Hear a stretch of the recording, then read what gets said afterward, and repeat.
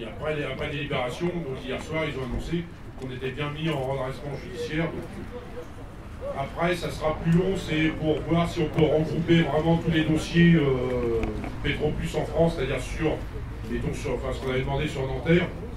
Donc ça, c'est dans une deuxième partie, deuxième phase. Bon, la première phase, c'était d'abord déposer ce dossier pour être couvert. Donc à partir d'hier, depuis hier 0 heure, on est bien, ça marche bien en cessation de paiement. C'est-à-dire que maintenant, mettons pour les factures, toutes les factures antérieures, les travaux antérieurs, les engagements antérieurs à cette date seront dans les créances en attente. C'est-à-dire, et entre autres les salaires, c'est pour ça que c'est pas évident à expliquer, parce qu'à la première vue, beaucoup l'ont compris dans l'autre sens. La garantie des salaires, l'AGS, ne s'applique que quand il n'y a plus d'entreprise. En fait, si l'entreprise était mise en liquidation, il n'y aura plus d'entreprise. Donc là, on serait payé tous par les AGS, mais pour un délai très court. Et là, vu que le dépôt, la cessation de paiement a été déposée hier, la paye va être réglée en deux phases. C'est-à-dire que l'AGS va prendre en charge la partie non couverte, c'est-à-dire du 1er janvier au 24 janvier.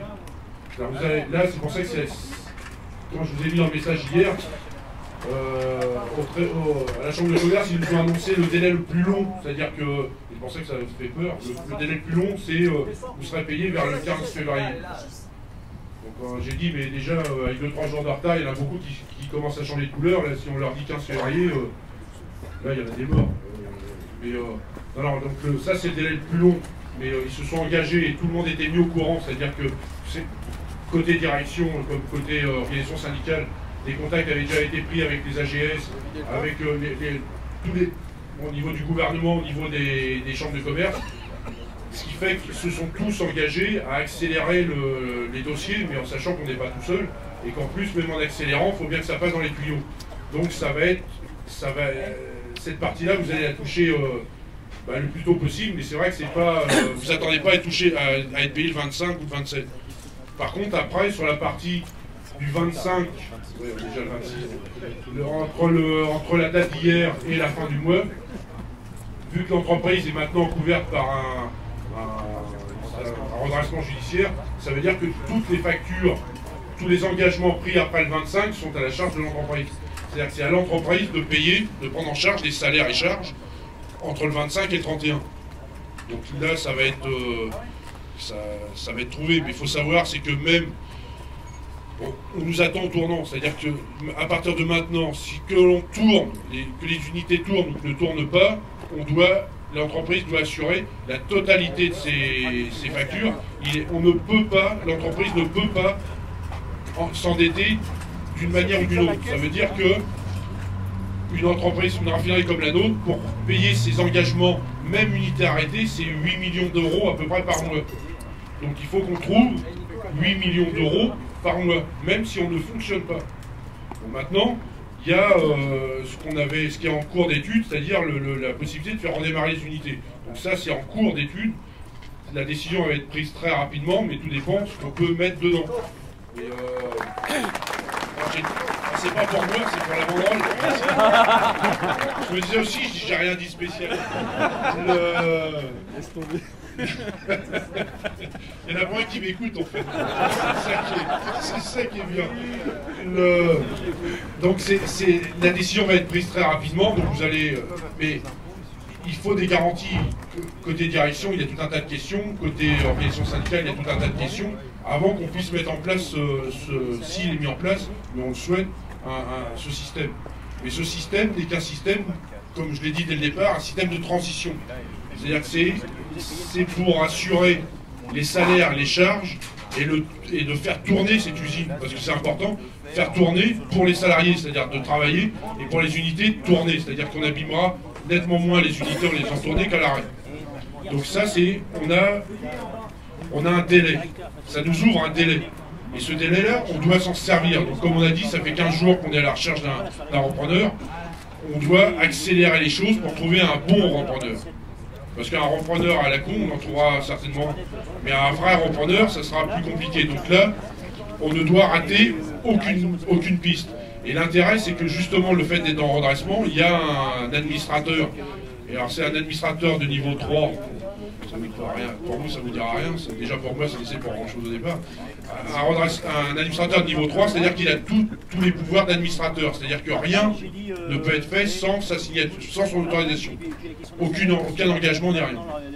Donc maintenant, par contre, il est en charge du dossier repreneur. Ça veut dire que l'intérêt aussi pour nous, c'est que, et donc quand on discute avec le ministère peut nous dire on a 2-3 pistes, mais ne pas nous dire quelles sont les pistes et où on en est. Ça c'est une chose. Maintenant avec l'administrateur, ça sera officiellement en toute transparence. Donc comme j'ai été désigné pour suivre le dossier, l'administrateur ne peut pas travailler sur un dossier de reprise sans qu'on soit au courant. Ils ne peuvent pas nous fourguer un repreneur comme ça. C'est-à-dire qu'il faut qu'on soit au courant de la démarche. Et toutes les démarches qu'on a lancées pour trouver un repreneur, bah, on va lui communiquer au fur et à mesure les contacts qu'on a. Donc ça, c'est une bonne chose pour la recherche d'un repreneur. Ensuite, suite au prélèvement discrètement le lundi matin aux aurores de la banque Deutsche Bank et ING, une banque allemande et une banque hollandaise, sur le compte de PMF sans autorisation préalable, sans mandat de virement, qui ont prélevé 121 millions d'euros sur un compte et 57 millions de dollars sur un autre compte. Il y a donc une enquête qui a été lancée par la brigade financière qui veut chercher le pourquoi et si vraiment ces banques-là avaient l'autorisation de prélever cet argent. Parce que cet argent, nous, les salariés de Petroplus, mais également les gens du tribunal qui suivent le dossier, pensaient que cet argent pourrait servir à relancer l'activité au sein de la raffinerie de Petit-Couronne. Donc depuis ce matin, ça s'accélère parce que toutes les radios parlent de faillite frauduleuse.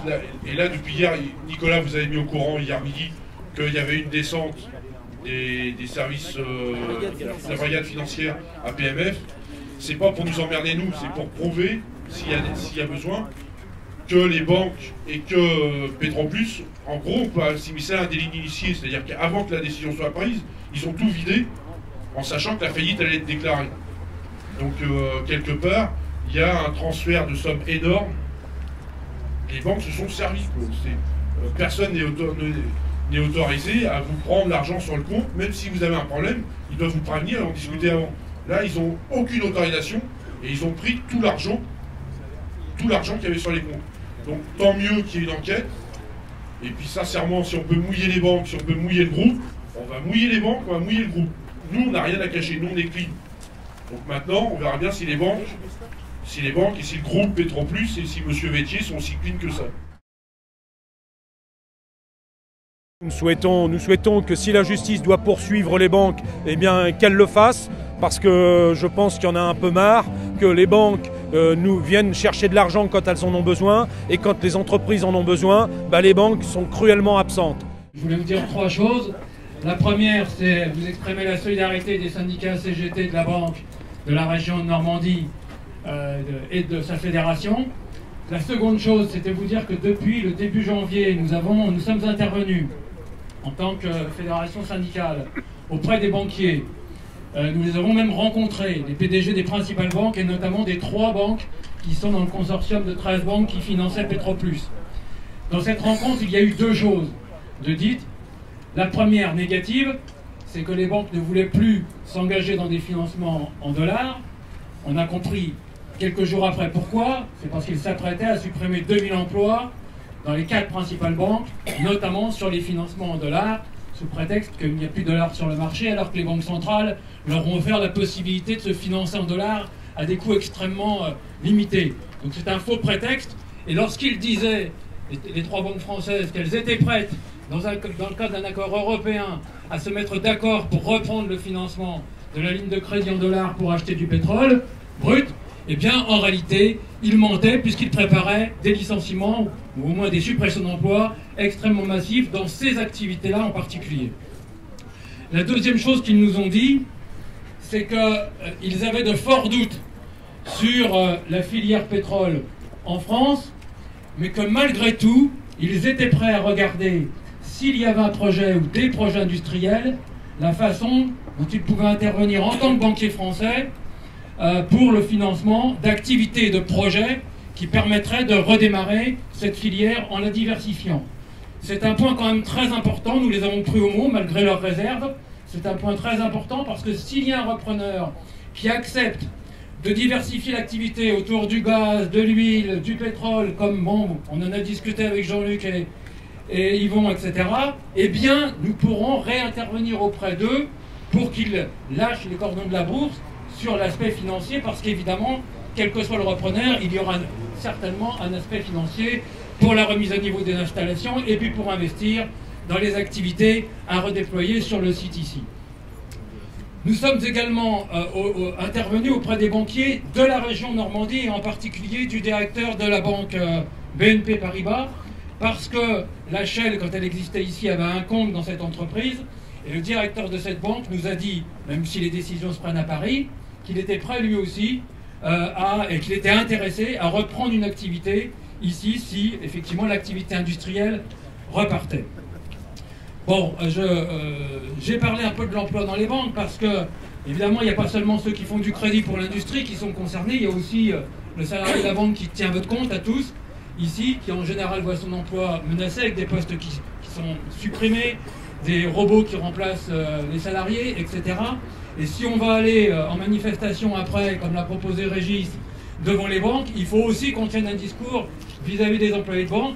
Et il me semble qu'il y a un intérêt commun des employés de banque et des salariés de l'industrie, parce qu'il faut bien, pour qu'il y ait une industrie, qu'il y ait du crédit qui soit distribué, et pour qu'il y ait du crédit qui soit distribué, il faut bien qu'il y ait des employés de banque pour le faire derrière avec les moyens nécessaires qui ne leur sont pas donnés aujourd'hui, qui leur soient donnés.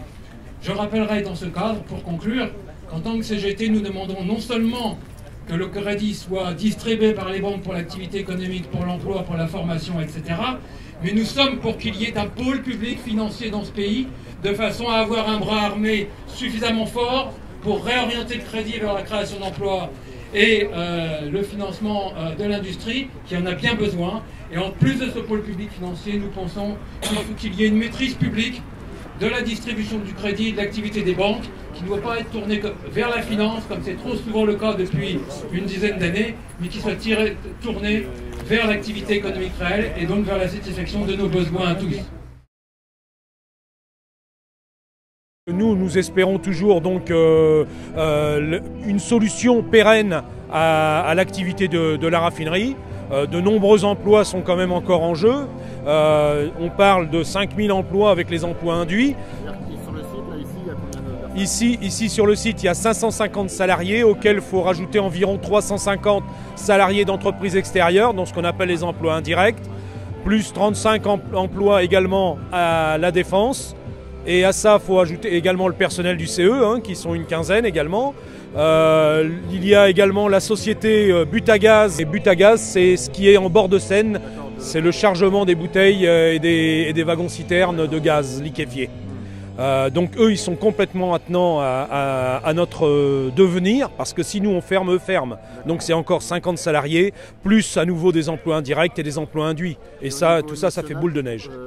Petroplus, il y a d'autres sites Alors Petroplus, il y a également Reichstett, qui est la raffinerie Reichstett, qui elle a été fermée donc au mois d'avril, dont il reste environ une centaine de personnes qui sont présentes sur le site, qui normalement étaient en préavis payé pour le démantèlement de la raffinerie et qui pour l'instant n'ont aucune certitude sur leur devenir non plus. Ils ont d'ailleurs déclaré la cessation de paiement au tribunal de commerce de Strasbourg hier aussi.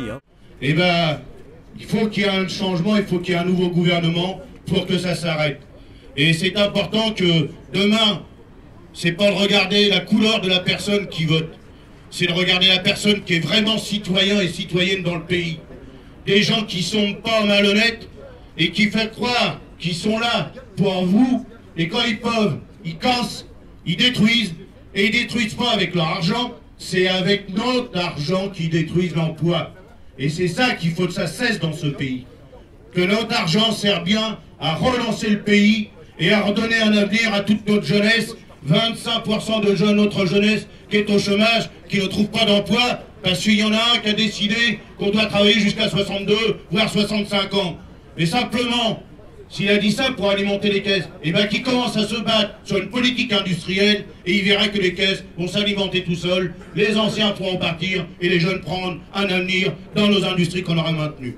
Et c'est ça l'objectif qu'on doit faire demain. Car si aujourd'hui on en est là, c'est quand même la responsabilité de la chaîne et du gouvernement qui est en place. Là, le gouvernement, on fait toutes les actions pour qu'il soit plus rapide dans sa démarche par rapport aux repreneurs.